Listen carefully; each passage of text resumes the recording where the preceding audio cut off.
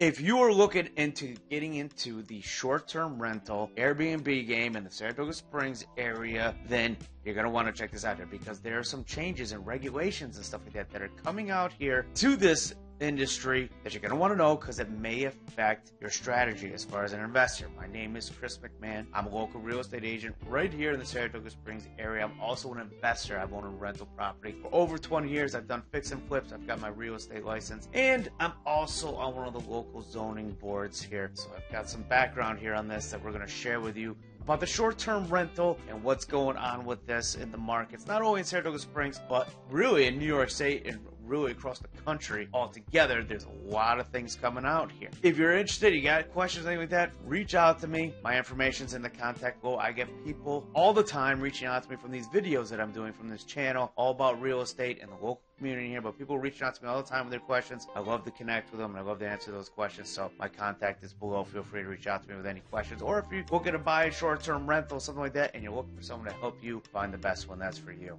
get a hold of me. I'd love to have that conversation with you. But let's get back in here and kind of talk a little bit about short-term rentals, what's going on with this right now. And basically, there's been a lot of chatter and talk about this over the last couple years. We're seeing this a lot in the local boards here, and basically because it's largely been an unregulated industry, which regulation is coming. If it hasn't reached your area yet, because New York State has basically told the communities that either you figure out a way how to police this, or they're going to come in and do it, which they have put in some regulations already. But what they're trying to do is they're not trying to discourage the industry. In fact, actually, in a lot of ways, they do like the industry because it is actually revenue for the local communities and the governments and stuff like that. That's one of the things that is coming with it. So they're not totally trying to discourage it, but they're trying to eliminate some of the free-for-all, huge parties, everything like that that people are coming out with, that are kind of, making some of the communities or people unhappy in their communities, which kind of understand a little bit. I mean, if you got a house, you got a family, and the house next door is running and people are having wild, crazy parties on the weekends in there, I can understand why that'd be a little bit frustrating, stuff like that. So there is some regulation coming out to it, and I think a large part of it, is going to be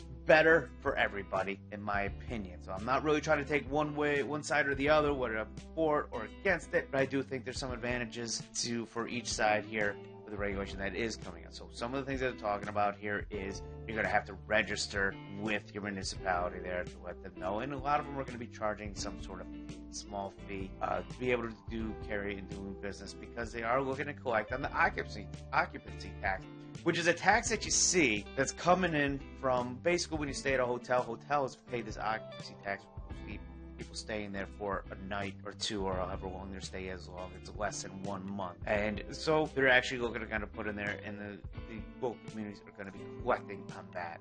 So they're going to be requiring people to register with them. They're going to be requiring that tax. We're seeing that coming in here, and they're going to have some certain safety things they want to come in. Like, you're going to come in and have it tested or checked and make sure that the home is safe, make sure it's meeting fire codes, that kind of stuff like that. And in a lot of cases, they're going to be regulating the number of people who can be there, so they can avoid these huge parties and things like that are going on. For example, there was an incident that happened in a community around here not that long ago, where apparently they had way too many people sitting out on one of the decks right there, and the decks collapsed.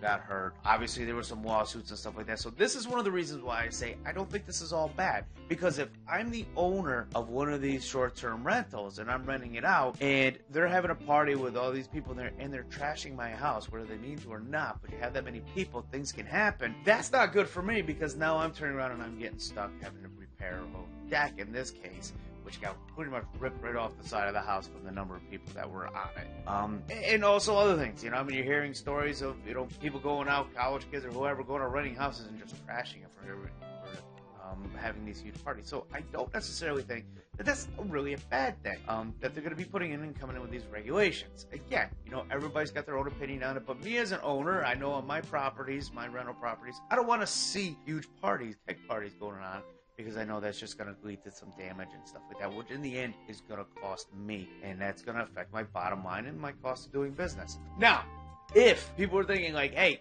we're just not going to register with these sites, we're not going to do it, or let people know that the community that we know. Well, there are third-party vendors out there that can send out there for a fee. They can go out there and find your homes out here on VRBO, Airbnb, spit back a list report to the municipalities, and they can go through and see what homes are on these pretty quickly and easily. And they're talking about if that is the case, and they're probably going to be issuing out some fines for people conducting business not in the proper way. They can do that, okay?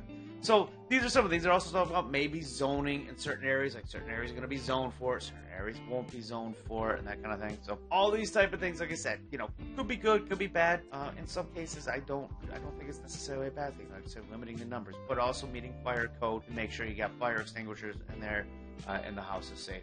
Again, as an investor, as an owner of property myself, I don't necessarily think that's a bad thing either, because if a fire does happen, I want people to be able to get out safely if they can, or even have the fire extinguisher handy that they can put it out so it doesn't, a small issue, small grease fire in a stove or whatever it is, doesn't become a huge issue and the whole house burns down. So again, I don't feel that that's really a terrible thing as far as the regulation goes. As far as Saratoga Springs is concerned, let's cover this one here a little bit. It looks like right now they've got about 1,300 short-term rentals in the area right here. Some of the things that they're going to be requiring, one, you have to register with them, which I think is going to be about $1,000 for 2 years. So they're going to average in about $500. This information is coming from a news report that I got out there. So some of this may be updated. It may not be totally accurate at the time of this, but you can always reach out to me and I can give you updates or look it up for you and stuff like that. But right now they're talking about living into 150 days a year total. Also looking to carry insurance of 300K or more, so a minimum 300K with insurance on the property in case you're sued, that kind of thing. Past fire inspection, that's going to be an annual thing, and be passing a fire code. One of the things we just talked about with fire extinguishers, everything is up to par with that. And they could be issuing fines for people who are not meeting this, and if they're trying to sneak under the radar. Like I said, there's third-party vendors out there that are able to search these sites and check and see if you're out there and if you're doing this or not. But they could be issuing fines up to $7,500 for people who are not following the rules and the codes they got out there.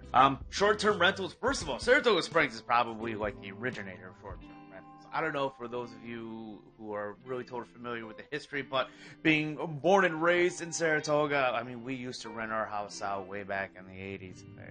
I'm going back that far. In fact, I go back further than that. But people have been renting their homes out for the track season here forever, as long as people can remember. So it's not a new thing in Saratoga. It's actually old hat here. It's probably one of the things that we've been doing for quite a long time. So I think it's pretty well versed for experience in this area, but it's something that I don't think is going to go away. It's going to stay here. I don't think it's going to affect the market that much. It is going to, be a little bit more regulated, probably a little bit more safe for people too. That being said, the short-term rental game is here to stay in Saratoga, and I think it's a good value. It can be a good investment if you're buying the right property right here. So if you are interested in buying a short-term rental in the Saratoga Springs area, reach out, get a hold of me. Again, my information is down below. Call, text, email, whatever's easiest for you. I'll be more than happy to have that conversation. I can look around here for you and help you get into that market here for the short-term rentals here, which is a great spot here. Those rents are really strong in Saratoga Springs. Property value is going up as well. So, yeah, my name is Chris McMahon. Subscribe to the channel if you find some value in this. I got new videos coming out all the time. Don't want you to miss out on the next one coming up, and I will see you guys on the next video.